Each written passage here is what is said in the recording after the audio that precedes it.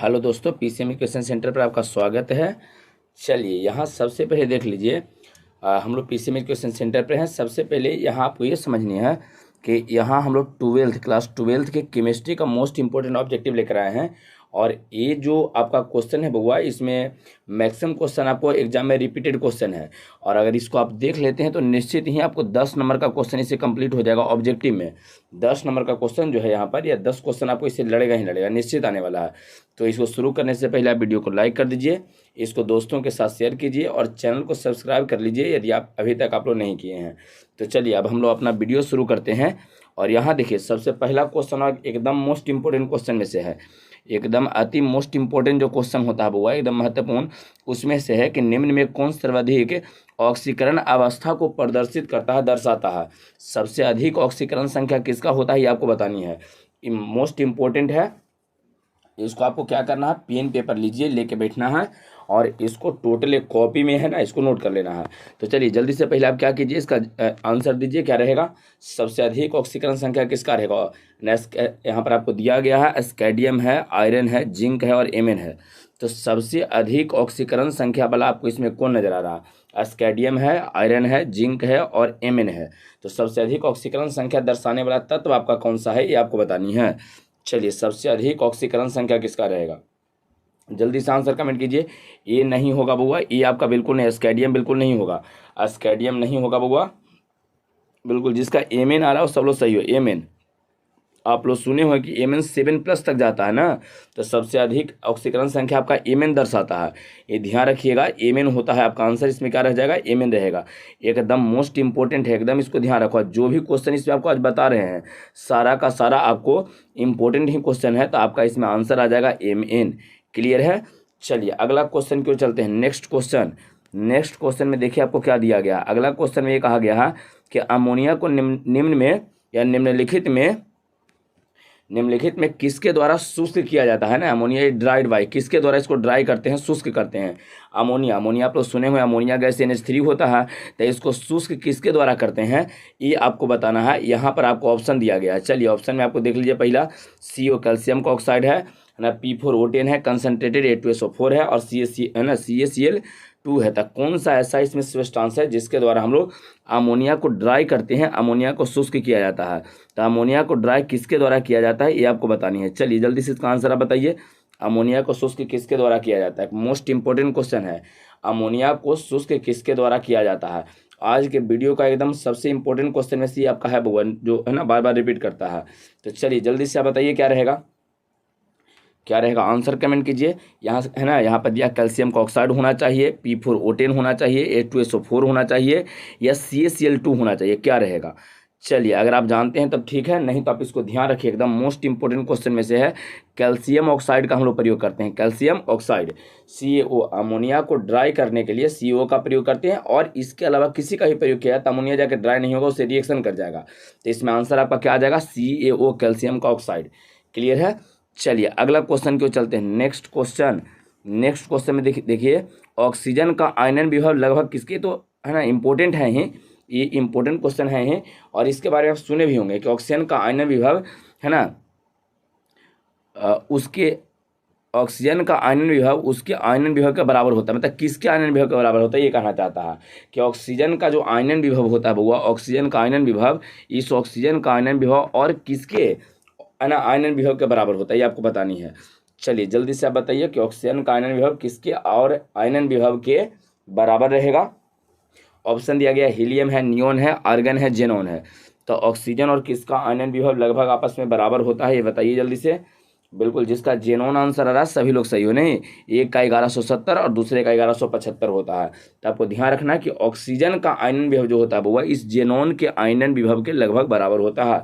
आप सुने भी होंगे कि जेनॉन रासायनिक अभिक्रिया में भाग लेता है और ऑक्सीजन के साथ भी भाग लेता है। तो ऑक्सीजन के साथ भाग काहे लेता है, क्योंकि दोनों का आयनन विभव आपस में क्या है, बराबर है। तो चलिए ऑक्सीजन का आयनन विभव और जेनॉन का आयनन विभव आपस में समान होता है, आपस में बराबर होता है, ये बात आपको ध्यान रखनी है। याद रहेगा, ऑक्सीजन का आयनन विभव और जेनॉन का आयनन विभव आपस में बराबर होता है। चलिए अगला क्वेश्चन क्यों, चलो नेक्स्ट क्वेश्चन में क्या दिया गया है। हाँ, ये भी एक मोस्ट पिछला वाला वीडियो में भी इसको डिस्कस किए हैं। अगर आप पीछे के वीडियो नहीं देखें उसका लिंक आपको डिस्क्रिप्शन बॉक्स में दे देंगे, आप देख लीजिएगा। चल यहाँ देखिए क्या है, निकेल है ना, निकेल का ऑक्सीकरण संख्या बताना है। NiCO4 में निकेल का ऑक्सीकरण संख्या क्या होता है। इस क्वेश्चन को आप बना लीजिए मोस्ट इंपोर्टेंट वाला में से, एकदम मोस्ट इंपोर्टेंट है। ऐसा क्वेश्चन आपको पूछता है ना। ऐसा क्वेश्चन क्या डायरेक्ट आपको इस है ना सेम क्वेश्चन रहता है कि इसका ऑक्सीकरण संख्या बताइए। यहाँ पर जो कंपाउंड दिया गया है NiCO4, उसमें इस NiCO4 में निकेल का ऑक्सीकरण संख्या आपको बतानी है। चलिए जल्दी से कमेंट कीजिए, अगर पीछे के वीडियो देखें तो ये आपको याद होना भी चाहिए, है ना। जल्दी से बताइए, 4 रहेगा, 0 रहेगा, 2 रहेगा, 3 रहेगा, क्या रहेगा। चलिए जल्दी से बताइए। NiCO4 है, बिल्कुल। जिसका 0 है सभी लोग सही हो। देखिए इसमें है क्या, जैसे निकेल है तो निकेल का X मान लेते हैं, और यहाँ CO न्यूट्रल होता है बउआ, उदासीन होता है, तो उदासीन मतलब इसका कितना 0 ले लेंगे। और 4 को है तो 4 से गुना कर दे और बराबर, इस पर कोई आवेश नहीं है तो 0। जब इसको हल करेंगे तो 0 हो जाएगा, गुना हो गए, टोटल 0 हो जाएगा, उधर जाकर भी 0 रहेगा, तो X बराबर आपका 0 ही ना आएगा। तो ध्यान रखना है कि NiCO4 में निकेल का ऑक्सीकरण संख्या 0 होता है। एकदम इस बात को ध्यान रखो, NiCO4 में निकेल का ऑक्सीकरण संख्या 0 होता है। तो आपका इसमें आंसर कौन सा आ जाएगा वो बताओ। यहाँ पर अगर आपका आंसर पूछा जाए तो आंसर आपका 0 रहेगा। NiCO4 में निकेल जो होता है, इस निकेल का ऑक्सीकरण संख्या आपका 0 रहेगा। बात क्लियर है। NiCO4 में निकेल का ऑक्सीकरण संख्या 0, एकदम इस बात को ध्यान रखिए, पूछने वाला क्वेश्चन है। चलिए अगला क्वेश्चन को चलते हैं। नेक्स्ट क्वेश्चन में पढ़ो क्या दिया गया है। ये भी एक इम्पोर्टेंट क्वेश्चन है। चलिए ये भी कई बार रिपीट किया है, लेकिन उतना इम्पोर्टेंट नहीं, लेकिन फिर भी ये पूछा गया क्वेश्चन है और 2-3 बार रिपीट भी किया है क्वेश्चन, तो आपको ध्यान ही रखना है इसको। और इस तरह के क्वेश्चन आपको है ना समझना भी है। कहा गया K4, यहाँ देखिए लिखा गया K4 है, ब्रैकेट दिया गया है, बड़ी ब्रैकेट दिया गया है, इसके बाद एफिशिएंसी है 6 गो, और कह रहा है कि क्या है, डबल सॉल्ट है, जटिल लवण है, अम्ल है, भस्म है, क्या होता है आपको बताना है।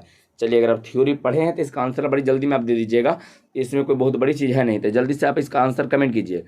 चलिए क्या है वो आपको बताना है। डबल सॉल्ट है, जटिल लवण है, जटिल लवण मतलब कम्प्लेक्स कंपाउंड, अम्ल है और भस्म है, क्या यू होता है, जल्दी से बताइए। इसका आंसर जल्दी से आप लोग को बताना है बुआ, क्या होगा। चलो जिसका इसका है ना जटिल लवण आ रहा है बुआ, बी आ रहा है जिसका, इसका सभी लोग सही हो।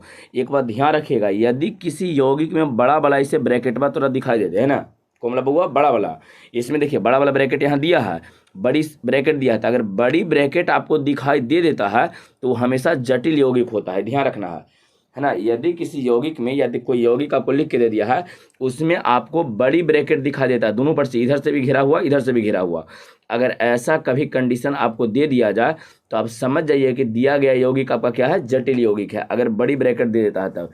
अगर पेन पेपर आप लेके आए हैं तो उसमें लिख लीजिए, आप इसको लिख लीजिए कि यदि किसी यौगिक में बड़ी ब्रैकेट उपस्थित हो, ये वाला बड़ी ब्रैकेट उपस्थित हो, तो वह जटिल लवण होता है, एकदम ध्यान रखिएगा, जटिल लवण होता है।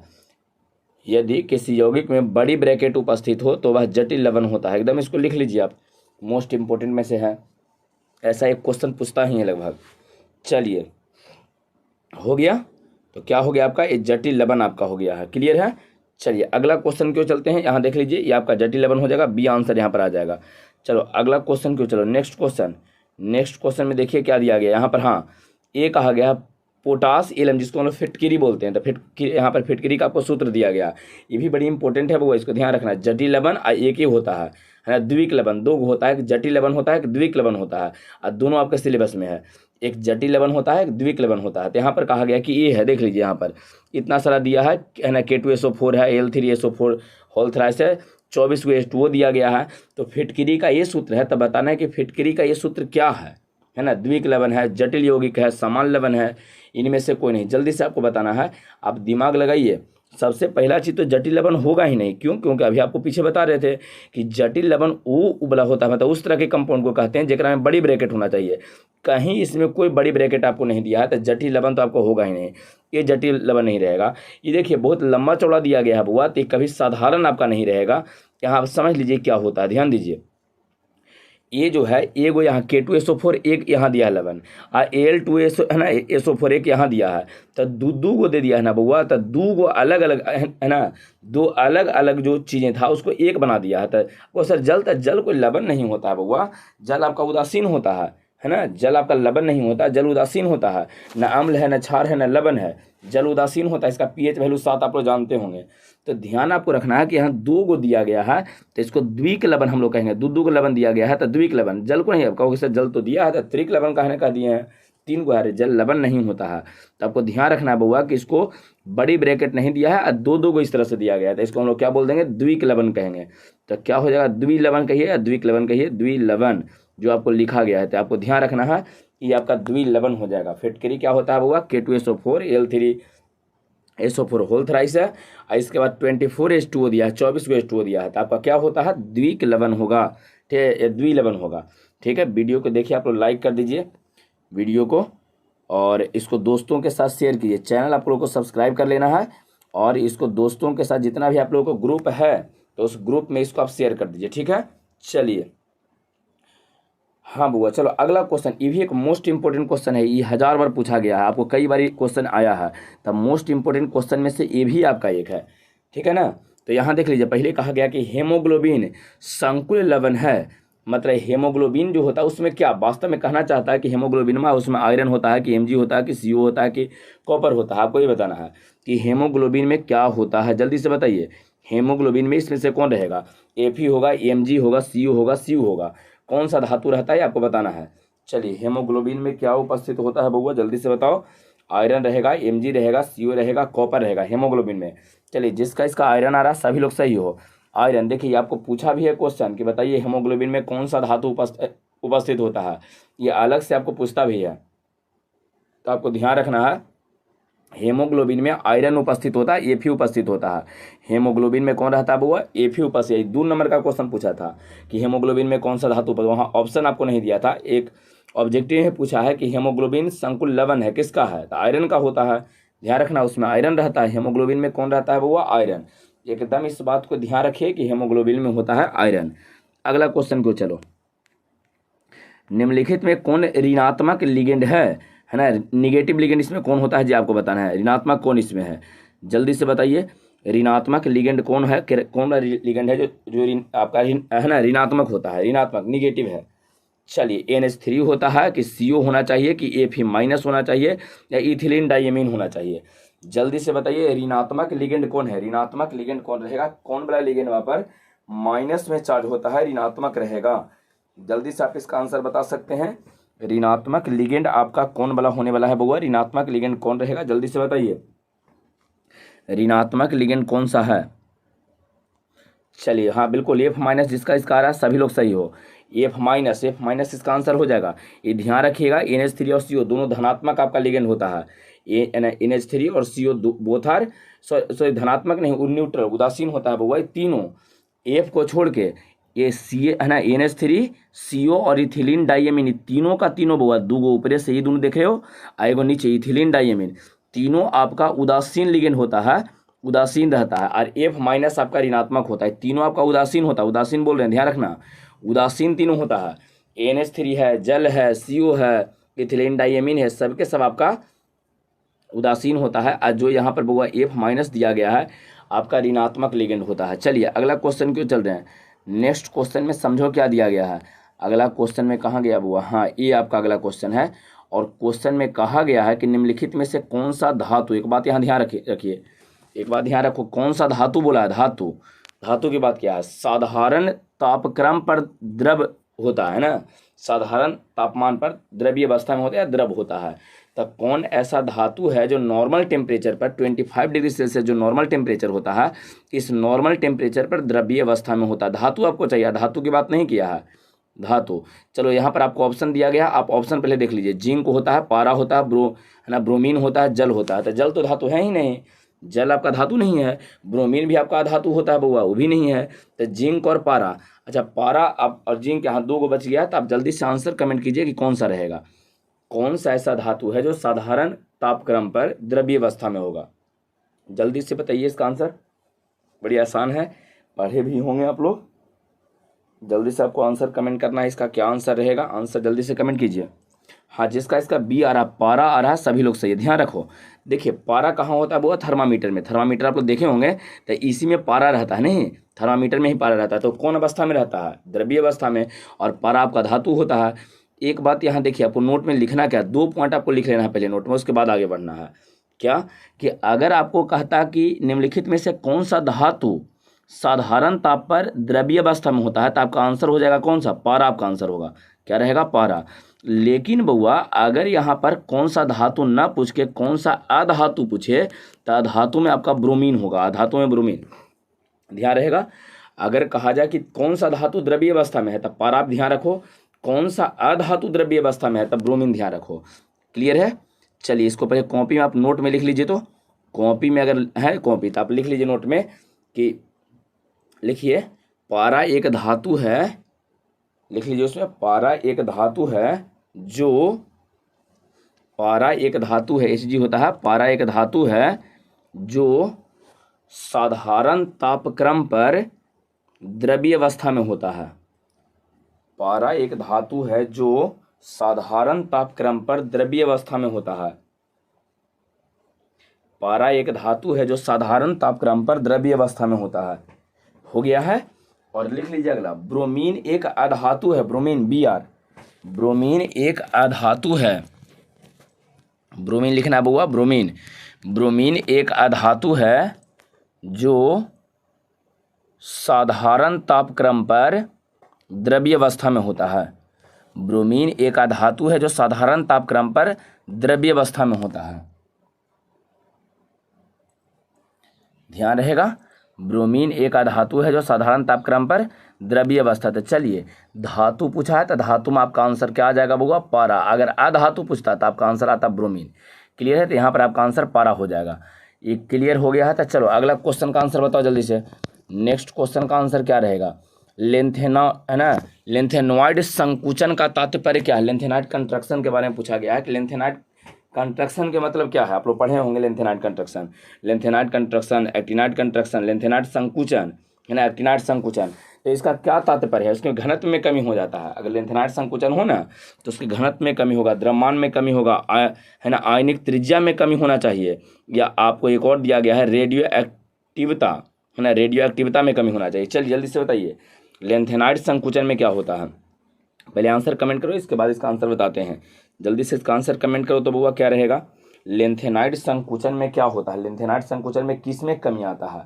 ये पूछता है क्वेश्चन बुआ, निश्चित ही पूछता है क्वेश्चन, है ना। ये ब्लॉक एलिमेंट में यही एक क्वेश्चन है जो आपको रिपीट करता है।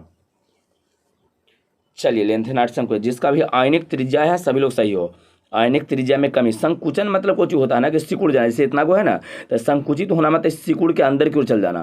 तो एक बात बताओ, ऐसे अभी गोल है, एक त्रिज्या कुछ रहा होगा यहाँ से यहाँ तक, केंद्र से पहिए तक की दूरी को त्रिज्या कहते हैं। तो मान लीजिए कि आपका ऐसे गोल है, और गोल है बउआ, और मान लीजिए कि इसका त्रिज्या कुछ यहाँ देखिए, मान लीजिए यहाँ से ये इसका त्रिज्या है। तो जब इस संकुचित आपका ये वाला होगा, संकुचित जब ये अंदर की ओर जाएगा तो अगर त्रिज्या घटबे ना करेगा, इतना हुआ तो त्रिज्या घट जाएगा, तो इसके आयनिक त्रिज्या घटता है, वो आयनिक त्रिज्या में कमी आता है। तो जब संकुचन होता है, इस सिकुड़ता है टोटल चीज बा, तो जैसे सिकुड़ेगा ना तो समझिए कि उसके त्रिज्या में कमी आ जाएगा। तो आयनिक त्रिज्या में कमी, याद रहेगा सबको। हाँ बिल्कुल ठीक है, आयनिक त्रिज्या में इसका कमी आ जाएगा बुआ। कौन सा रहेगा, आयनिक त्रिज्या में कमी। तो इसमें कौन कौन सा, एक और क्वेश्चन आपको पूछता है, इसमें थोड़ा सा ध्यान रखिए क्या क्या बता रहे हैं। एक तो होता है कि Mn3+, 3+ वाला ऑक्सीकरण संख्या अस्थायी होता है, चाहे तो 3+ वाला जो ऑक्सीकरण संख्या वाला में कमी आएगा, और चाहे परमाणु में कमी आएगा। दो चीज़ें, परमाणु में चाहे कमी आएगा या तो Mn3+ में कमी आएगा। ये आगे के क्वेश्चन में आपको समझ में आ जाएगा। आगे एक ऐसा क्वेश्चन आपको दिए हैं, दोनों क्वेश्चन पूछा है, ये भी क्वेश्चन पूछा है, आगे एक और क्वेश्चन है वो भी आपको पूछता है। अब अभी केवल ये ध्यान रखिए कि लेंथेनॉइड संकुचन में किस में कमी होगा बुआ, तो आयनिक त्रिज्या में कमी होगा। ये बात ध्यान रखना, आयनिक त्रिज्या, ठीक है। आयन में तो जरा प्लस माइनस रहता है, Mn3+ होता है, चाहे परमाणु के त्रिज्या में, परमाणु जैसे रहेगा ना तो इसका आकार छोटा हो जाएगा। क्लियर है। तो चलिए अगला क्वेश्चन, नेक्स्ट क्वेश्चन में चलो बुआ, कुछ दिया गया है एकदम महत्वपूर्ण वाला में से है वो, एकदम इसको मोस्ट इंपोर्टेंट पहले कर लो, बाद में इसको पढ़ो। पहले इसको मोस्ट इंपोर्टेंट करो, और इसके बाद जब हो जाए ना उसके बाद इसको पढ़ो। निम्नलिखित में से कौन द्वितीयक सेल है ना, कौन सा द्वितीयक सेल, जल्दी से पढ़ो तो कौन कौन है। चलिए जल्दी से पढ़िए कौन कौन सा इसमें सेल आपको दिया गया, ऑप्शन दिया गया है। द्वितीयक सेल कौन सा है, जल्दी से इसमें आप बताइए कौन आपका द्वितीयक सेल रहेगा। एकदम इंपॉर्टेंट वाला क्वेश्चन में से है ना। चलिए आप पढ़ लिए हैं। चलो तो ऑप्शन में दिया गया है लांचे सेल है ना, लांचे है, लेड स्टोरेज बैटरी है, सांता सेल है, इनमें से कौन है? जल्दी से बताइए क्या इसका आंसर हो जाएगा। द्वितीयक सेल कौन सा रहेगा?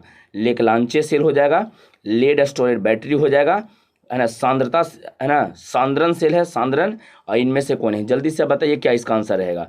इसका आंसर हुआ आपका बी। इसका जिसका जिसका बी आ रहा है सभी लोग सही हो। लेड स्टोरेज बैटरी मतलब बैटरिया रहेगा, लेकिन एक में लेड लेड रखा रहेगा, पी भी रखा रहेगा, है ना, लेड रहेगा। तो लेड को ये स्टोरेज किए हुए, लेड स्टोरेज बैटरी कौन सा रहेगा? Lead storage battery. आपका आंसर आ जाएगा बी, लेड स्टोरेज। ध्यान रखिएगा द्वितीयक सेल में कौन होता है वो? तो लेड स्टोरेज बैटरी होता है जी, है ना, लेड स्टोरेज बैटरी रहेगा। क्लियर है?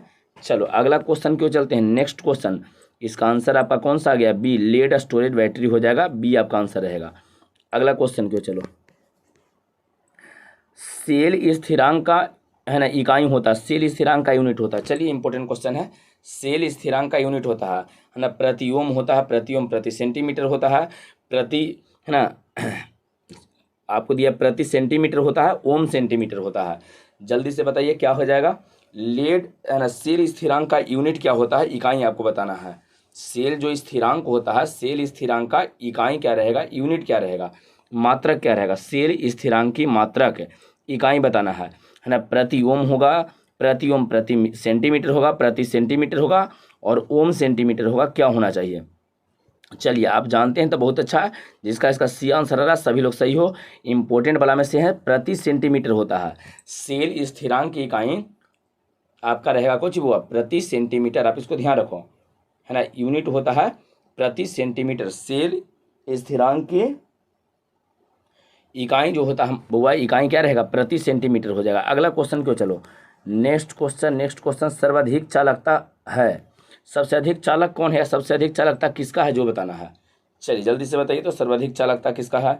सिलिकॉन का है, लोहार का है, लोहार मतलब वह लोहा की बात कर रहा है, लोहा की है, गलत यहाँ थोड़ा सा लिखा गया है, लोहा। इसके बाद यहाँ पर कहा गया वो कि चांदी का होना चाहिए, सिल्वर का। सबसे अधिक चालक सिल्वर होगा और टेफ्लॉन होगा। जल्दी से बताइए तो सबसे अधिक चालक कौन होता है? सबसे अच्छा चालक कौन होता है? सर्वाधिक चालकता किसका होता है ये आपको बताना है। सिलिकॉन है, लोहा है, हाँ लोहा काट के यहाँ पर लोहा लिख लेना, यहाँ पर इसको काट के ऐसे करके आप लोहा लिख लीजिएगा, ठीक है।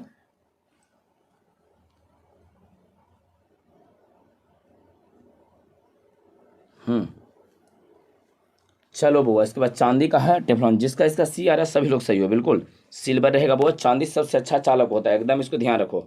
चांदी सबसे अच्छा चालक में से है ना, सबसे अच्छा वाला चालक में से कौन है बुआ? चांदी है। चलिए अगला क्वेश्चन यहाँ दिया गया है, क्वेश्चन पढ़ो तो। हाँ, इलेक्ट्रोकेमिस्ट्री का यहाँ क्वेश्चन दिया गया है।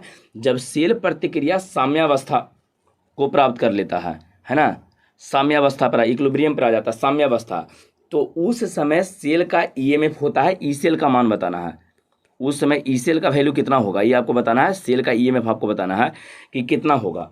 जब कोई सेल साम्यावस्था को प्राप्त कर लेता है, साम्यावस्था पर चला जाता है, तो उस समय सेल का ईएमएफ, है ना, सेल का विभव कितना होता है ये आपको बताना है। 0 होता है, धनात्मक होता है, ऋणात्मक होता है, और निश्चित नहीं है। निश्चित नहीं कि क्या होगा ये कोई पता नहीं है, कभी धनात्मक, ऋणात्मक, 0 कुछ भी हो सकता है, ऐसा कहना चाह रहा है। तो आपको ये बताना है कि सेल जब साम्यावस्था पर चला जाए तो उस समय ईएमएफ मतलब ई सेल का वैल्यू कितना होना चाहिए। जल्दी से बताइए क्या रहेगा। ये पढ़ाया गया चीज़ है, कोई बहुत भारी चीज़ नहीं है बुआ। जल्दी से आपको इसका आंसर कमेंट करना है कि क्या होना चाहिए। जल्दी से आप इसका आंसर कमेंट कीजिए क्या रहेगा, है ना। जब कोई सेल जो बुआ साम्यावस्था को प्राप्त कर लेता है, साम्यावस्था को, तो क्या उसका ईएमएफ कितना रहेगा। बिल्कुल जिसका भी आंसर ये आ रहा है 0 आ रहा है, सभी लोग सही हो। जिसका आंसर आपका 0 हो जाएगा बुआ, इसका आंसर क्या रहेगा आपका? 0। ध्यान रखिएगा, इसका आंसर आपका 0 रहेगा। साम्यावस्था पर 0 रहेगा। साम्यावस्था पर क्या रहेगा बुआ? 0। ध्यान रहेगा, साम्यावस्था पर 0 रहेगा। एक इंपॉर्टेंट क्वेश्चन है। चलिए अगला क्वेश्चन क्यों चलते हैं। नेक्स्ट क्वेश्चन में चलो बुआ, अगला में क्या दिया गया है वो देख लेते हैं। अगला में कहा गया है निम्नलिखित में से कौन फोटोग्राफिक फिल्म व प्लेट का एक आवश्यक घटक होता है। फोटोग्राफिक फिल्म में जो है ना किसका प्रयोग करते हैं, कौन एक आवश्यक घटक है, यहाँ पर ये बताना है। और ये जो है बुआ आपको तो बचपने से पढ़ावल गया होगा ये क्वेश्चन, और ये हर एक क्लास के लिए आपको है ना इम्पोर्टेंट है। तो इसको सबसे पहले मोस्ट इम्पोर्टेंट वाला में से लिख लेना है कि बड़ी इंपॉर्टेंट है, इस है ना, मोस्ट इम्पोर्टेंट वाला से लिख लीजिए। कि फोटोग्राफिक फिल्म में सबसे आवश्यक घटक कौन सा होता है ना, सिल्वर नाइट्रेट होता है, सिल्वर ब्रोमाइड होता है, सोडियम क्लोराइड होता है और ऑलिक अम्ल होता है। चलिए जल्दी से बताइए इसका आंसर क्या रहेगा। चलो एक इंपॉर्टेंट क्वेश्चन है, मोस्ट इंपॉर्टेंट में से इसको लिखो पहले कि फोटोग्राफी फिल्म व प्लेट का एक आवश्यक घटक कौन है, सिल्वर नाइट्रेट, सोडियम है ना, सिल्वर ब्रोमाइड, इसके बाद आपको कहा गया सोडियम क्लोराइड है और ऑलिक अम्ल होता है। जल्दी से बताइए आंसर।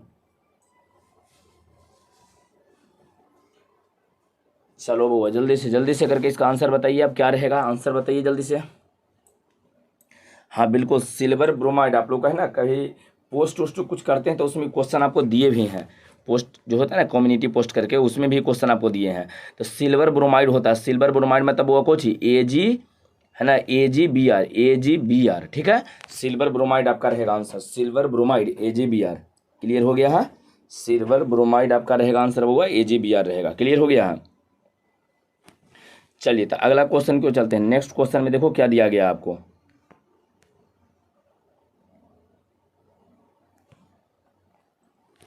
चलिए आपको यहाँ देखिए, हाँ यहाँ ग्रीन विट्रियोल दिया गया है बुआ, हरा थोथा के बारे में पिछला वीडियो में भी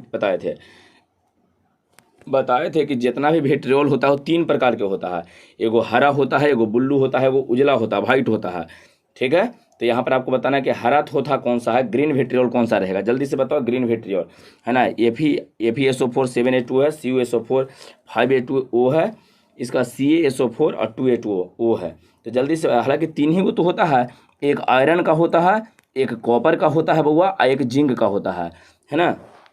तो आपको आयरन वाला को हम लोग क्या बोलते हैं, हरा विट्रियोल आपका होता है ना, ग्रीन विट्रियोल आपका होता है, कॉपर वाला को ब्लू बोलते हैं, जिंक वाला को व्हाइट बोलते हैं। तो यही तो 3 गो है आपके। देखिए स्क्रीन पर बउआ, यहाँ देख लो स्क्रीन पर आपके ये तीनों विट्रियोलवा का सूत्र आ रहा है, अब से इसको ध्यान रखो। तीनों विट्रियोल का सूत्र आ रहा है आपके स्क्रीन पर, देख लीजिए। हरा जो विट्रियोल होता है बउआ, हरा वाला विट्रियोल का आपको ध्यान रखना FeSO4 7H2O रहेगा, ठीक है। ब्लू वाला का CuSO4 5H2O रहेगा, और जिंक वाला, जो जिंक वाला आपको दिया गया है बुआ, वो जिंक वाला क्या रहता है, तो व्हाइट वाला आपको होता है, व्हाइट विट्रियोल है ना, उजला रहता है, सफ़ेद रहता है, ध्यान रहेगा। तो यहाँ आपको इसको आपसे ध्यान रखना, स्क्रीनशॉट ले लीजिए, इसको जहाँ भी आप मोबाइल में रख रहिएगा है ना, मोबाइल निकालिए और पे स्क्रीन पर लगा लेना फोटो के रूप में, 2-3 दिन अपने याद, एक दिन हो जाएगा नहीं। तो चलो यहाँ देख लो बउआ क्या दिया गया है ना, हरा वाला में से पूछा था, हरा वाला में कौन है, तो हरा वाला में FeSO4 और 7H2O होगा। तो आपका आंसर इसमें कौन आ जाएगा, ए आपका आंसर आ जाएगा। क्लियर है। अगला क्वेश्चन क्यों चलते हैं, नेक्स्ट क्वेश्चन में देखो क्या दिया गया है, किस ग्रुप के तत्वों को संक्रमण तत्व कहा जाता है। चलिए संक्रमण तत्व हम लोग किसको कहते हैं, जल्दी से आपको बताना, संक्रमण तत्व कौन सा है, कौन वाला ग्रुप है जिसमें तत्वों को हम लोग संक्रमण तत्व कहते हैं। संक्रमण तत्व किसको कहते हैं, P ब्लॉक वाला को कहते हैं है ना, S वाला को कहते हैं, D वाला को कहते हैं, वाला को कहते हैं। तो संक्रमण किसको कहते हैं जी बताइए, जल्दी से बताइए, संक्रमण तत्व किसको कहते हैं, संक्रमण तत्व किसको कहा जाता है, डी ब्लॉक को। बिल्कुल सही है, जिसका इसका डी ब्लॉक आ रहा है वो सभी लोग सही होता है, डी ब्लॉक वाला को कहते हैं, इसका आंसर आपका सी आ जाएगा है ना। डी ब्लॉक वाले तत्वों को संक्रमण तत्व, F ब्लॉक वाले तत्वों को अंतः संक्रमण तत्व, ये भी लिख लेना आप कि F वाला को क्या बोलते हैं, अंतः संक्रमण तत्व, अंतः संक्रमण तत्व याद रहेगा, अंतः संक्रमण तत्व, F वाला को अंतः संक्रमण तत्व और डी वाला को संक्रमण तत्व, यहाँ लिखा गया संक्रमण तत्व, ट्रांजिशन। चलिए अगला क्वेश्चन क्यों चलते हैं बुआ, नेक्स्ट क्वेश्चन, किसी लिखा गया यहाँ पर, आप क्वेश्चन पहले क्वेश्चन पढ़ लीजिए बुआ क्या दिया गया, किसी अर्ध सेल का इलेक्ट्रोड विभव निर्भर करता है, इलेक्ट्रोड विभव में जो एक ऑक्सीकरण विभव एक अपकरण विभव है, तो इलेक्ट्रोड विभव जो आपका होता है किस पर निर्भर करता है। चलिए किसी अर्ध सेल का इलेक्ट्रोड विभव है, इलेक्ट्रोड विभव निर्भर करता है किस पर। 4 को आपको ऑप्शन दिया गया, आप आराम से पहले ऑप्शन पढ़ लीजिए, धातु की प्रकृति पर, सेल में धातु के है ना आयन की सांद्रता पर, तापक्रम पर निर्भर करता है और उपयुक्त सभी पर, सब पर निर्भर करेगा। जल्दी से बताइए क्या आंसर रहेगा। किसी सेल है ना, किसी अर्ध सेल का, अर्ध सेल मतलब एनोड या कैथोड जो है, किसी अर्ध सेल का आधा ही सेल है ना, तो आधा सेल में तो एनोड और कैथोड ही होता है। तो अर्ध सेल का इलेक्ट्रोड विभव किस पर निर्भर करता है वो आपको बताना है। धातु की प्रकृति पर करता है, सेल में धातु के आयन की सांद्रता पर निर्भर करता है, तापक्रम पर निर्भर करता है, उपयुक्त सभी पर निर्भर करता है। जल्दी से इसका आंसर बताओ क्या रहेगा, आंसर कमेंट करो बउआ, आंसर जल्दी से कमेंट कीजिए क्या रहेगा। धातु की प्रकृति पर जिसका इसका आ रहा है सभी लोग सही हो। ये आंसर इसका आ जाएगा वो धातु की प्रकृति पर निर्भर करता है, जिस तरह के धातु रहेगा ना उसी पे निर्भर करेगा। धातु की प्रकृति पर आपका आंसर आ जाएगा, धातु की प्रकृति पर। क्लियर है, धातु की बउआ प्रकृति पर निर्भर करता है। अगला क्वेश्चन क्यों, चलो नेक्स्ट क्वेश्चन में पढ़ो क्या दिया गया है। अगला क्वेश्चन, हाँ यहाँ भी देखिए एक इंपॉर्टेंट क्वेश्चन है, इस तरह के क्वेश्चन आपको एग्जाम में रहता है। पढ़िए क्या दिया है, यह है एनोड और कैथोड, मतलब क्या है जो आपको बताना है।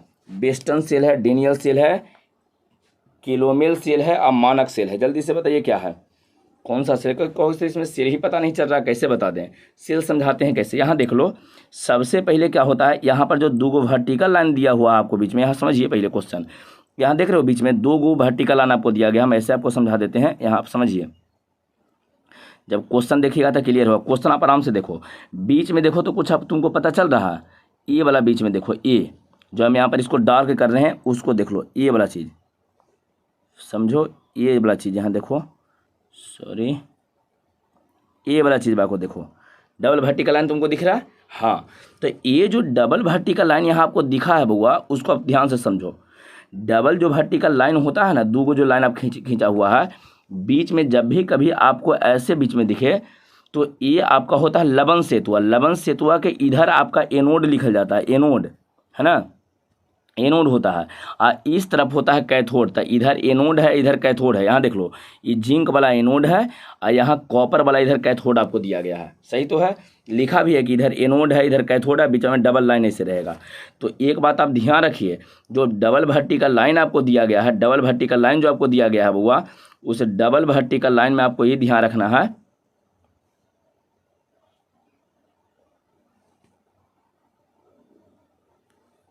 डबल वर्टिकल लाइन जो यहाँ पर, हाँ यहाँ देख लीजिए, तो ये डबल वर्टिकल लाइन जो होता है वो आपका लवण सेतु होता है। इधर एनोड है इधर कैथोड है। तो एक बार बताइए, ऐसा कहाँ पढ़े हैं कि इधर एनोड होता है इधर कैथोड होता है, बीच में लवण सेतु होता है, ऐसा पढ़े हैं?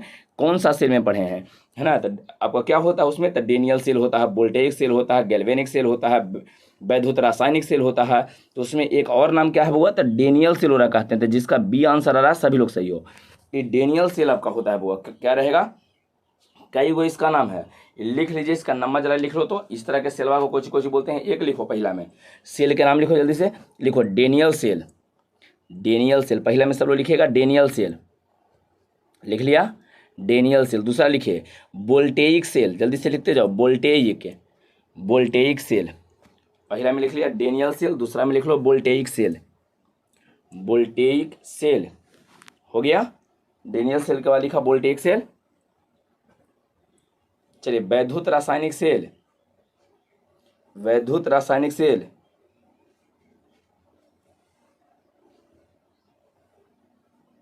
वैद्युत रासायनिक सेल। अगला लिख लीजिए गैल्वेनिक सेल, गैल्वेनिक सेल। इतना सारा नाम इसका है वो, गैल्वेनिक सेल।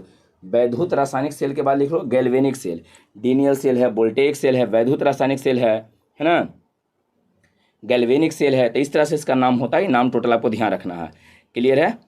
चलिए अगर ये आपका हो गया है तो अगला क्वेश्चन क्यों चलते हैं, नेक्स्ट क्वेश्चन में। चलो यहाँ पर ये दिया गया सेल कौन सा है बुआ, तो दिया गया आपका सेल जो है डेनियल सेल होता है। डेनियल सेल है, वोल्टेइक सेल है ना, गैल्वेनिक सेल है। तो ये आपको ध्यान रखना है। और एक आपको बताए थे वैद्युत रासायनिक सेल है। तो इस तरह से आपको ध्यान रखना है इसका। अगला क्वेश्चन क्यों, चलो बुआ नेक्स्ट क्वेश्चन में क्या दिया गया है, सबसे अधिक अस्थायी। चलिए जल्दी से बताइए, तो नॉर्मल सा क्वेश्चन है वो, इसको ऐसे ही चुटकी बनाते, चुटकी बजाते हुए इसको है ना बना दोगे। क्या है बताइए तो, इसमें सबसे अधिक अस्थायित्व किसमें है, सबसे अधिक सबसे ज़्यादा अस्थायी कौन है जो आपको बताना है। चलिए NH3 है, PH3, ASH3 है, SBH3 है। जल्दी से नाना पापा आंटी सब बीमार वाला ग्रुप आ दिया, 15वां ग्रुप का हाइड्रोजन के साथ रिएक्शन करवा के लिख दिया। NH3 है, PH3 है, ASH3 है, SBH3 है। तो सबसे अधिक अस्थायी कौन रहेगा बताइए। पूछा हुआ क्वेश्चन है, ऐसे ही क्वेश्चन नहीं दे रहे हैं, पूछा गया क्वेश्चन है। तो बताइए सबसे अधिक अस्थायी कौन आपका है, NH3। ये बिल्कुल जिसका NH3 आ रहा है सभी लोग सही है। क्यों सर, काहे कि नाइट्रोजन का आकार छोटा, तो इसके बीच बनने वाला तीनों बंधन कुछ ही रहेगा, मजबूत। तो मजबूत अस्थायी। और यहाँ जैसे जैसे नीचे क्यों जाएंगे तो आकार सबके बढ़ते चल जाता है। तो आप ये बताइए ना कि सबसे छोटा आकार किसका है, नाइट्रोजन का। तो यहाँ देखिए नाना पापा आंटी सब बीमार। तो इस सब का तो आकार बड़ा होता है, नाइट्रोजन का आकार छोटा है। तो ये जो बंधन बनावेगा, मजबूत बंधन बनावेगा, छोटा ना है तो मजबूत बंधन बनावेगा, तो सबसे ज़्यादा स्थायी होगा। तो आपका आंसर इसमें आ जाएगा NH3। आंसर क्या रहेगा बुआ? NH3। चलो अगला क्वेश्चन क्यों चलते हैं, नेक्स्ट क्वेश्चन। अधिकांश प्रतिक्रियाओं के लिए, यहाँ लिखा गया है अधिकांश प्रतिक्रियाओं के लिए, क्या लिखा है वो पढ़िए।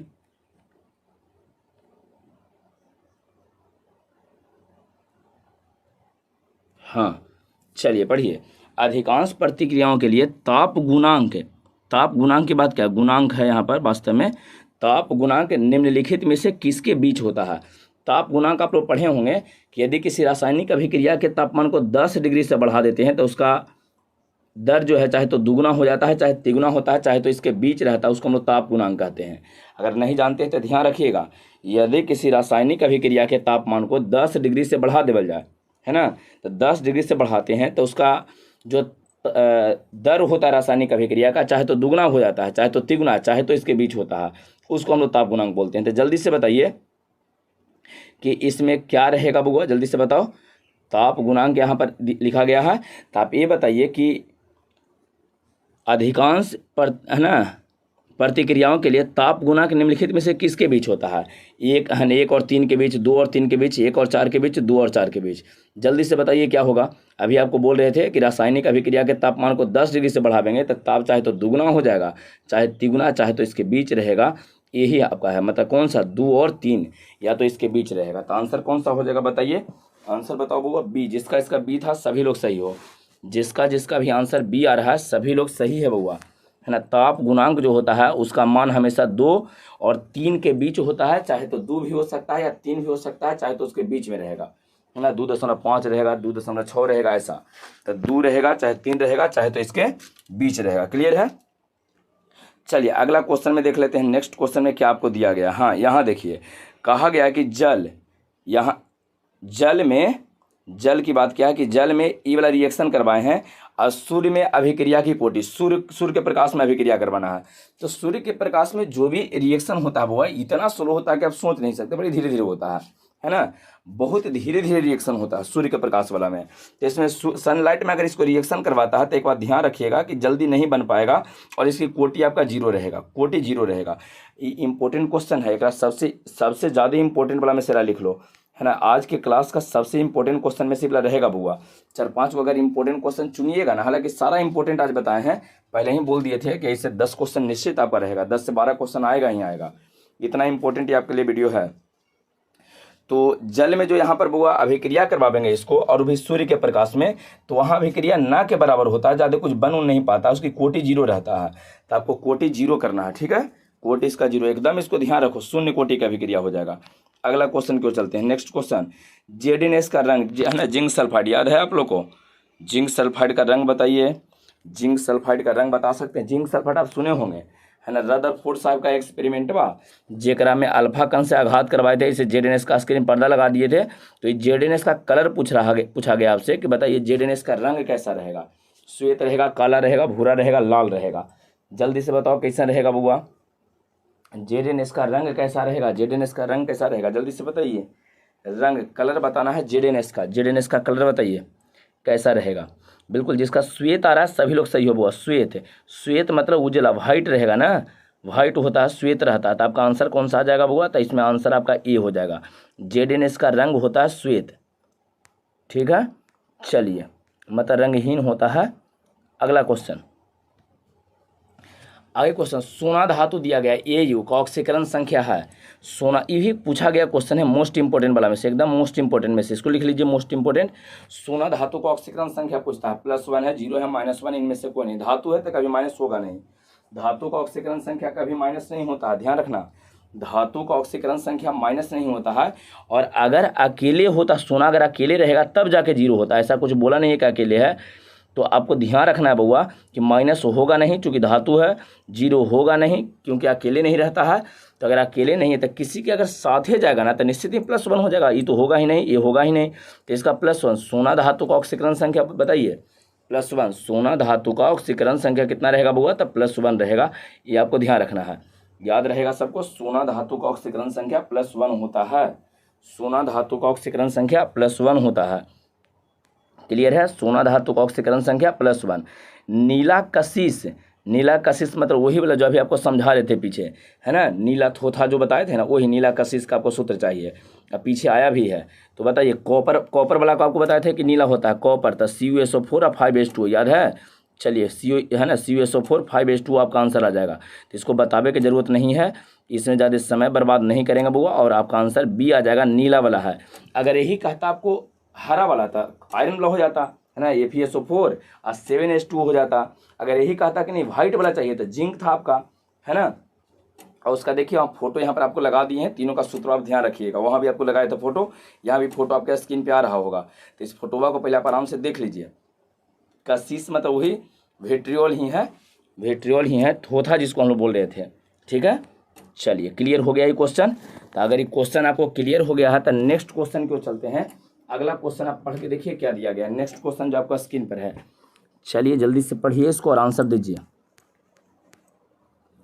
अमलगम, ये भी एक बड़ी इंपॉर्टेंट क्वेश्चन है, इसके बारे में हम क्या आपको बताएं, एकदम मोस्ट इंपॉर्टेंट। सारा क्वेश्चन पूछा गया आपको बता रहे हैं बउआ, जो बार बार रिपीट करता है। आप इसको आराम से बना लीजिए, आपको निश्चित करते हैं कि 10 से 15 क्वेश्चन आ जाएगा इससे। ठीक है, एक ही वीडियो से 10-15 क्वेश्चन अगर आपको मिल जा रहा है तो और क्या चाहिए आपको बताइए, है ना। चलिए जल्दी से बताइए, वीडियो को लाइक कर दीजिए बउआ, सब लोग लाइक कर देगा। शेयर कीजिए इसको दोस्तों के साथ, जो भी सब 12th में पढ़ने वाला सबको फायदा इससे हो जाएगा, है ना। और जितना भी आप लोग के मोबाइल में ग्रुप में बड़ी जुड़े रहते हो सगरो शेयर कर देगा, फेसबुक व्हाट्सएप सगरो शेयर कर देगा। ठीक है, चलिए तो अब यहाँ पर देखिए, यहाँ क्वेश्चन कहा गया है कि अमलगम का आवश्यक अवयव क्या, अमलगम क्या होता है पहले आप समझ लीजिए। अमलगम के बारे में थोड़ा सा जान लीजिए एक जानकारी। अमलगम होता है मिश्र धातु बुआ, कुछ होता है मिश्र धातु, मतलब धातु तो आपस में मिला देते हैं ना, एक धातु 2 गो 3 गो 4 गो ऐसे मिला दिए तो सबको मिला देंगे तो यह बन गया आपका मिश्र धातु। तो मिश्र धातु को ही हम लोग बोलते हैं अमलगम। बस बशर्ते कि जो धातु आप मिलाए हैं, यानी कॉपर है तो कुछ ऐसे कुछ रहेगा, लेकिन अगर एक आध गो अगर पारा इसमें मिला दिया है ना तो पूरा हम लोग अमलगम कहेंगे, ध्यान रहेगा। अमलगम क्या होता है बुआ, तो अमलगम मिश्र धातु होता है। अमलगम क्या होता है आपका मिश्र धातु। यहाँ एक मिश्र धातु, इसमें धातु ले लिए हैं, एक धातु है, एक और धातु है, एक और धातु है, एक और, सबको मिला दिए तो मिश्र धातु हो गया। लेकिन 4 गो जो लिए हो उसमें से कोई एक गो अगर आपका गलती से Hg ले लिए हैं, आप कोई एक आध गो Hg ले लिए हो, पारा ले लिए हो ना, तो ओकरा स्पेशल नाम, मिश्र धातुआ का स्पेशल नाम हम लोग अमलगम देते हैं। तो अमलगम का आवश्यक अवयव कौन हो गया, तो Hg हो गया, पारा आपका रहेगा। तो कौन सा आपका आंसर हुआ बताइए, Hg। अगर आप है ना अमलगम के बारे में लिखना चाहते हो ना तो लिख लो, थोड़ा सा लिखिए, तो अमलगम लिख के डस दो और लिख लीजिए, ओ वैसा मिश्र धातु, अमलगम को लिख लो, ओ वैसा मिश्र धातु जिसका एक अवयव, ओ वैसा मिश्र धातु जिसका एक अवयव पारा हो, एक अवयव पारा, पारा के ब्रैकेट में Hg कर देना, जिसका एक अवयव पारा हो, मतलब एक उसमें पारा रहे, उसे अमलगम कहते हैं। वो वैसा मिश्र धातु जिसका एक अवयव पारा हो उसे अमलगम कहते हैं। क्लियर है, हाँ अमलगम कहते हैं। अमलगम में समझ में आ गया कि आवश्यक धातु पारा होता है। एग्जाम्पल जिनको लिखना अपना पैसे लिख लीजिए, लिख लो Zn और Hg, जिंक और Hg है तो आप बोलेंगे जिंक अमलगम, जिंक तो हो गया, Hg आ गया है तो जिंक अमलगम हो गया। एग्जाम्पल में लिख लीजिए ZnHg मतलब जिंक अमलगम, FeHg, यहाँ पर Fe और नीचे Hg लिख लो, आयरन अमलगम हो गया आपका, आयरन है ना अमलगम। तो इस तरह से रहता है। तो चलिए आप अगर आप लोग लिख लिए हैं इसको तो एक बार बताइए कि अमलगम का आवश्यक धातु कौन हुआ बुआ, पारा। ठीक है, चलो चलिए अगर यहाँ तक हो गया है अमलगम तक, तो अमलगम के बाद अगला क्वेश्चन की ओर हम लोग चलते हैं। देखिए नेक्स्ट क्वेश्चन में क्या दिया गया। हाँ ये भी एक इम्पोर्टेंट क्वेश्चन है, इसका थ्योरी आप लोग पढ़े हैं। अगर आप इलेक्ट्रोकेमिस्ट्री पढ़े हुए हैं तो आई थिंक कि आप लोग को इसका थ्योरी पता होना चाहिए। और थ्योरिया है कोई चीज़ जो पहले समझ लीजिए, समझो। ये है कि एक इलेक्ट्रोड का ऑक्सीकरण विभव इतना दिया गया, ऑक्सीकरण विभव जो है 0.76 वोल्ट दिया गया है, ऑक्सीकरण वोल्ट है ना, ऑक्सीकरण आपको दिया विभव। तो अवकरण विभव आपको बताना है कि उसका अवकरण विभव कितना रहेगा। ऑक्सीकरण इतना दिया गया है वोल्ट में, है ना, 0.76 वोल्ट दिया है है ना ऑक्सीकरण विभव। तो अवकरण विभव कितना रहेगा ये आपको बताना है। तो ध्यान रखिएगा, अगर ऑक्सीकरण विभव इतना दिया गया है, पहले आप इसका आंसर बताइए। ऑक्सीकरण विभव और अवकरण विभव के बीच कुछ संबंध आप लोग जानते होंगे, आंसर पहले कमेंट करो बुआ क्या रहेगा, है ना। 2 से गुना कर देते हैं या 2 से भाग देते हैं या आप चिन्ह बदल देते हैं या इनमें से कोई नहीं। जिसका इसका सी है बुआ सभी लोग सही हो, सी वाले सभी लोग सही है, जिसका सी है ना सभी लोग सही है। एक बात आप ध्यान रखिए, ऑक्सीकरण विभव और अवकरण विभव ये दोनों बुआ कौन कौन, ऑक्सीकरण विभव और अवकरण, यहाँ दिया गया ऑक्सीकरण विभव, यहाँ लिखा गया अवकरण विभव। तो ऑक्सीकरण विभव और अवकरण विभव समान होता है, ध्यान रखना है।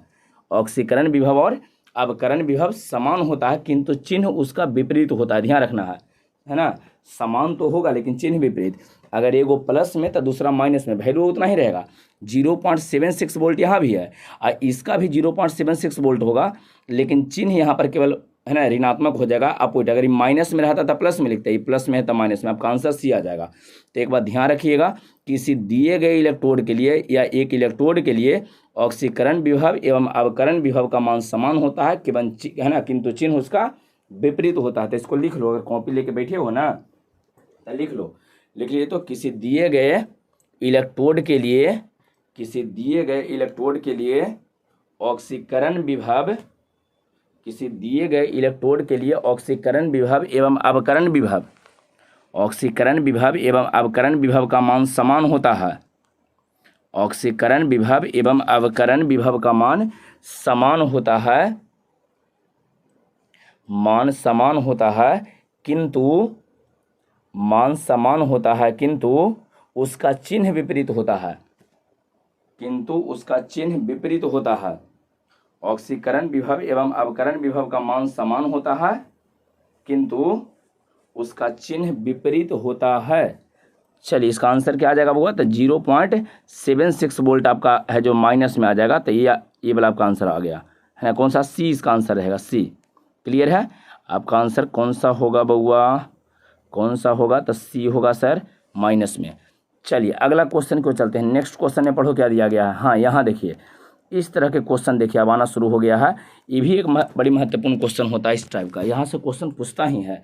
कहा गया अभिक्रिया लिखे हैं, अभिक्रिया A + B + C इधर प्रोडक्ट है, तो दर यहाँ दिया गया कि इस तरह से डिफाइन किए। क्या लिखा है दर में, यहाँ देख लो, दर में आपको लिखा क्या गया ये पहले समझ लीजिए। दर में आपको ये कहा गया, ए वाला लिखा गया k A का पावर 1, यहाँ देख लो 1 लिखा है, B का पावर 1/2 लिखा है, देख लीजिए B का पावर कितना है बुआ, 1/2 ऊपरी पावर में, और C के पावर भी 1/2 दिया गया, देख लीजिए C के पावर भी 1/2 दिया गया है। तो कहा गया है बुआ यहाँ कि बताइए इसकी कोटि कितनी होगी, है ना, द्वारा व्यक्त किया गया है। तो इसकी कोटि आपको बताना है कि इसकी कोटि कितनी होनी चाहिए।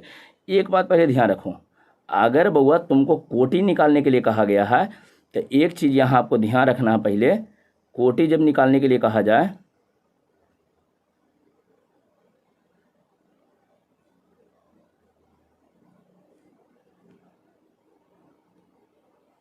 हाँ, कोटि अगर निकालने के लिए कहा जाए तो पावर वाला को जोड़ते हैं। बताओ A का पावर 1 दिया है ना, तो A के ऊपर ऐसे A का पावर ऊपर देख लीजिए क्या दिया है, A के पावर में 1 दिया है, B के पावर यहाँ 1/2 दिया पावर में से, C के पावर भी 1/2 है। तो सब पावरवा को खाली जोड़ दो, आपका आंसर आ जाता है 1 + 1/2 + 1/2 को जोड़ दीजिए, आपका आंसर आ जाएगा। तो जोड़िएगा तो क्या आएगा बताइए। तो इसमें अगर आप एलसीएम लेते हैं, जोड़ते हैं तो 2 एलसीएम कर लेते हैं, तो 2 एलसीएम, तो यहाँ आ गया 2 प्लस यहाँ आ गया 1, 2 से 2 कट जाएगा तो 1 बचेगा, यहाँ भी 2 से 2 कट के 1 बचेगा। तो एक बात बताइए, 2 गो यहाँ 2 गो यहाँ, 4 गो, तो 4/2 आ गया था। 4/2 मतलब कितना, के बार में 2 बार में, तो आपका आंसर कितना आ जाएगा 2। तो कौन सा ऐसा ऑप्शन दिया है जिसमें 2 आया है। आप इसको ध्यान रखो ना कि जब भी कभी कोटि निकालने के लिए कहा जाता है तो ऊपर का पावर आपको जोड़ना पड़ेगा। पावर जैसे ही जोड़िएगा आपका कोटि निकल जाएगा, पावर जोड़ देना है, कोटि आपका निकलेगा। तो एक बात बताओ ना बुआ, पावर अगर यहाँ जोड़ते हैं, यहाँ 1 है, यहाँ 1/2 है, यहाँ 1/2 है, तो जोड़ला के बाद 2 ना आ रहा है तो आपका आंसर यहाँ पर 2 हो जाएगा। क्लियर है ना, कोटि कितना हो जाएगा 2। ऐसा क्वेश्चन कहीं मिले सीधे जोड़ दो, आपका आंसर आ जाएगा। क्लियर है, चलिए अगला क्वेश्चन, ऐसा भी आगे और क्वेश्चन मिलेगा। ये जो क्वेश्चन दिया गया है बुआ, इसको बना लो आप मोस्ट इम्पोर्टेंट, बाद में कुछ करना, आप इसको पहले मोस्ट इम्पोर्टेंट में से कर लो। एकदम ही पूछने वाला क्वेश्चन है, ना की बात नहीं है, पूछेगा। वेग स्थिरांक जो होता है ना बुआ, दर नियतांक वेग स्थिरांक, इसका इकाई पूछता है। वेग स्थिरांक तो आपको पता है, पिछला क्लास में बताया था कि ताप पर निर्भर करता है। इसका आपको पूछता है कौन सी बुआ, तो इसका पूछता है कि इकाई क्या होता है, के का यूनिट क्या रहता है, वेग स्थिरांक का यूनिट क्या रहता है, मात्रा क्या रहेगा। जल्दी से बताओ तो, निम्नलिखित में से कौन प्रथम कोटि की अभिक्रिया का वेग स्थिरांक की इकाई है? प्रथम कोटि है, यहाँ पर प्रथम कोटि दिया गया है, तो वेग स्थिरांक आपको बताना है, वही प्रथम कोटि के लिए है ना। प्रथम कोटि की अभिक्रिया के वेग स्थिरांक की इकाई बताना है। पढ़िए पहले आराम से, क्वेश्चन बनाइए, इसको बताइए आंसर क्या रहेगा। टाइम इनवर्स रहेगा, मोल प्रति लीटर प्रति सेकंड होगा, लीटर प्रति मोल प्रति सेकंड है, लीटर प्रति मोल और सेकंड है।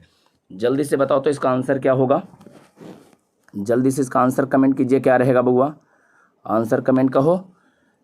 चलिए बताइए जल्दी से। अब वीडियो को सब लोग शेयर कर देगा बउआ, लाइक कर दीजिए, दोस्तों के साथ इसको शेयर कीजिए और चैनल को सब्सक्राइब कर लीजिए, ठीक है। चलिए एक बात ध्यान रखिएगा, प्रथम कोटि की अभिक्रिया का अगर वेग स्थिरांक पूछा जा रहा है तो ये आपका टाइम इनवर्स होता है, प्रति सेकंड होता है, प्रति मिनट होता है, टाइम के पावर -1 रहेगा, ये ध्यान रखना।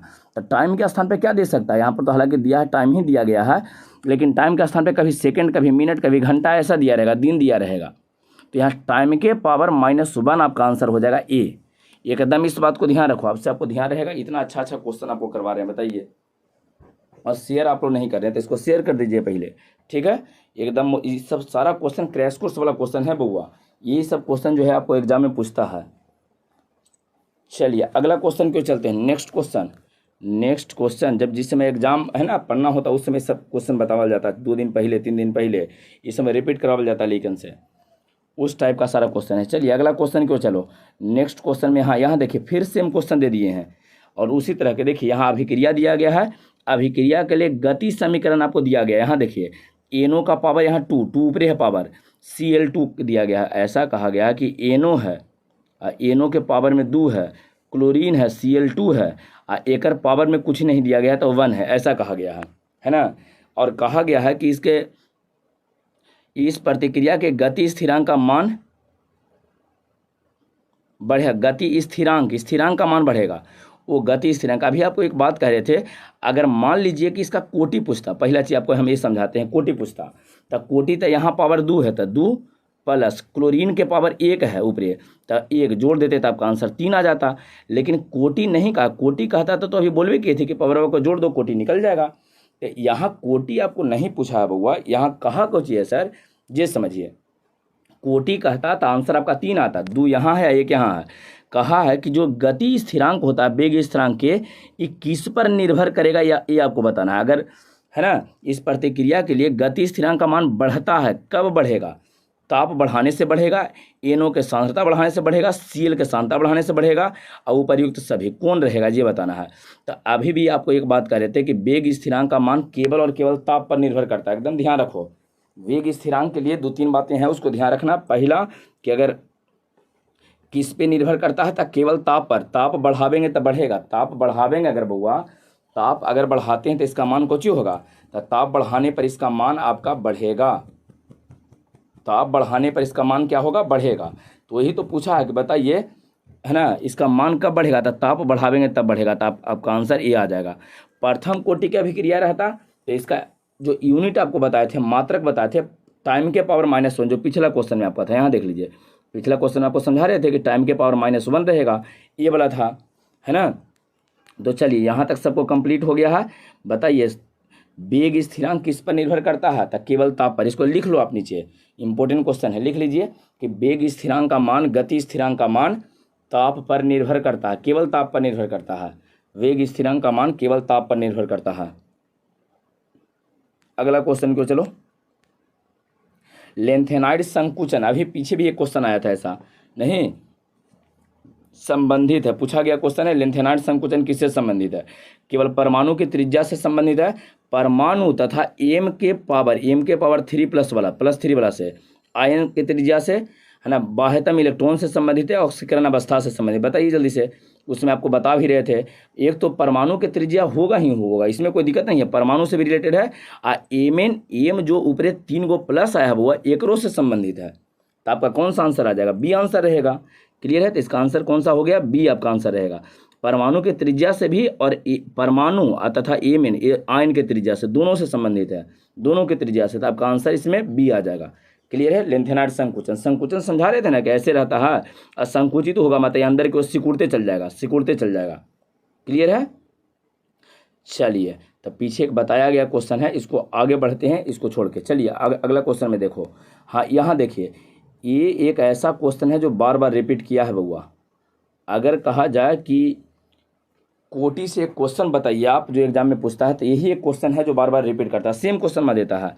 ए के पावर 3/2 दिया है, देख लो, जोड़ बी के पावर 1/2 दिया, पीछे तो अभी आया है कि इसकी कोटि बताइए, था कोटि मतलब पावरवा को यहाँ जोड़ देना है। तो जोड़ देंगे तो कितना आएगा बताओ, एलसीएम ले लो इसको। तो अगर एलसीएम लेते हैं तो कितना आ जाएगा, 2 एलसीएम ले लेते हैं तो यहाँ आ जाएगा 3 है, यहाँ आ जाएगा 1, तो 3 गुआ 1 बउआ 4 गो, 4/2, 2 बार में कट जाएगा, तो आपका आंसर 2 आ जाएगा। तो बताइए कोटि पूछा गया इसका, तो इसका कोटि कितना रहेगा बउआ, इसकी कोटि कितना हो गया, 2 रहेगा आपका आंसर, है ना। इसका कोटि कितना रहेगा, तो 2 आपका आंसर हो जाएगा। समझ में आया है।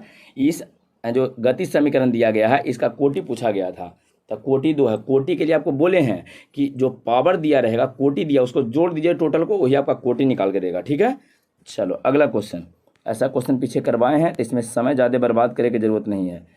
हाँ यहाँ देखिए, कहा गया है आपको कि आर्हेनियस परिकल्पना, है ना, आर्हेनियस जो हाइपोथेसिस है, आर्हेनियस समीकरण है, उसके अनुसार अभिक्रिया के वेग बढ़ता है।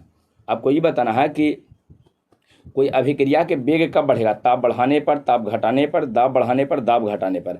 अभिक्रिया के वेग जो है वो अभिक्रिया के वेग कब बढ़ता है ये आपको बताना है। आर्हेनियस समीकरण के आधार पर, है ना, आर्हेनियस हाइपोथेसिस के आधार पर, परिकल्पना के आधार पर किसी रासायनिक अभिक्रिया के दर कब बढ़ता है, ताप पर किस प्रकार निर्भर करता है, कब बढ़ाइएगा, ताप पर कैसे निर्भर करेगा, तो ताप बढ़ाने पर बढ़ता है, ताप घटाने पर घटता है, यही तो होता है। पढ़ा होगा कि अभिक्रिया के जो दर होता है वह ताप पर किस प्रकार निर्भर करता है, तो ताप बढ़ावेंगे तो बढ़ेगा, ताप घटावेंगे तो घटेगा। तो कहा है कि अभिक्रिया का वेग बढ़ता है कब, ताप बढ़ाने पर, ये आंसर आ जाएगा, ताप बढ़ाने पर बढ़ता है। क्लियर है, तो जिसका इसका ये आंसर आ रहा है सभी लोग सही हो, ताप बढ़ाने पर अभिक्रिया के वेग बढ़ता है। ठीक है, चलिए अगला क्वेश्चन को, चलो नेक्स्ट क्वेश्चन। यहाँ कहा गया है कि कौन प्रथम संक्रमण श्रेणी से संबंधित नहीं है। स्कैडियम से लेके जो जिंक तक होता है वो एकरा में कौन नहीं है जी, आपको बताना है। आयरन है, तो आयरन तो होता है फेकोनी वाला में। बेनेडियम है, बड़ा नवाब था मगर डूब गया। कॉपर है, सीयू, तो यहाँ कॉपर भी तो आता, बढ़ते कीमत के अनुसार वाला में कॉपर है, बढ़ते कीमत के अनुसार में कोई था, कॉपर है, एजी है और एयू है। तो पहला वाला में कौन नहीं रहेगा, तो एजी, आपका जो ये है बुआ एजी जो है पहला वाला में नहीं रहेगा, मतलब सिल्वर जो है आपका आंसर इसमें हो जाएगा एजी। कहा गया कि प्रथम संक्रमण श्रेणी में से संबंधित कौन नहीं है, तो आपका सिल्वर जो रहेगा प्रथम, है ना, प्रथम संक्रमण श्रेणी से संबंधित नहीं है सिल्वर। तो इसको ध्यान रखो, सब इंपॉर्टेंट क्वेश्चन है बुआ, एक को छोड़ो मत, एक भी आप छोड़िए इसमें नहीं, एक रहा करो पहले मोस्ट इंपॉर्टेंट। 100 बार पूछल क्वेश्चन है, मोस्ट इंपोर्टेंट जल्दी से कर लो। तो पहले एकदम मोस्ट इंपोर्टेंट वाला में से है के बराबर ए ई के power minus A by R T, है ना। के बराबर दिया गया है ए ई के पावर माइनस ए और डिवाइड आर्हेनियस समीकरण एकरा कहते हैं, आपको पता होगा आर्हेनियस समीकरण के बराबर ऐसा दिया गया है ना। आर्हेनियस समीकरण यही होता है। तो आर्हेनियस समीकरण के लिए सत्य है के साम्य स्थिरांक होता है, नहीं के तो साम्य स्थिरांक है नहीं, के आपका दर नियतांक होता है, क्या रहता है, दर नियतांक। ये अधिशोषण गुणांक ऐसा नहीं है, ये आर्हेनियस गुणांक होता है, तो ये भी सही नहीं हुआ। ये संक्रियन ऊर्जा, हाँ बउआ ये को हम लोग संक्रियन ऊर्जा कहते हैं, ये एक्टिवेशन एनर्जी, ये आपका संक्रियन ऊर्जा रहेगा। आर रिडबर्ग नियतांक है, नहीं, आर जो होता है आपका गैस नियतांक होता है, रिडबर्ग नहीं है, गैस नियतांक होता है। तो आपका आंसर कौन हुआ, सी। तो आर्हेनियस समीकरण में ये क्या है बउआ, संक्रियन ऊर्जा होता है, ये आपका संक्रियन ऊर्जा होता है। ध्यान रहेगा, ये दिए गए समीकरण में ये आपका क्या है, संक्रियन ऊर्जा है। तो आपका आंसर सी हो जाएगा। आप पढ़े होंगे इसके बारे में, कोई बहुत भारी क्वेश्चन नहीं है, आप देखते जाइए। और मोस्ट इंपोर्टेंट वाला में सी क्वेश्चन था आपका क्या अगला क्वेश्चन में कहा गया, जो पढ़िए। अभिक्रिया के वेग पर ताप के प्रभाव को दर्शाइए, को दर्शाता है कौन, अभिक्रिया के वेग जो है, अभी आपको कह रहे थे ना कि ताप बढ़ाइएगा तब वेग बढ़ेगा, ताप बढ़ावेंगे तब वेग बढ़ेगा, ताप घटावेंगे तब वेग घटेगा। तो ये बताइए इसको कौन दर्शाता है, किरचॉफ का समीकरण, है ना, सेल्सियस जो है उसका समीकरण है,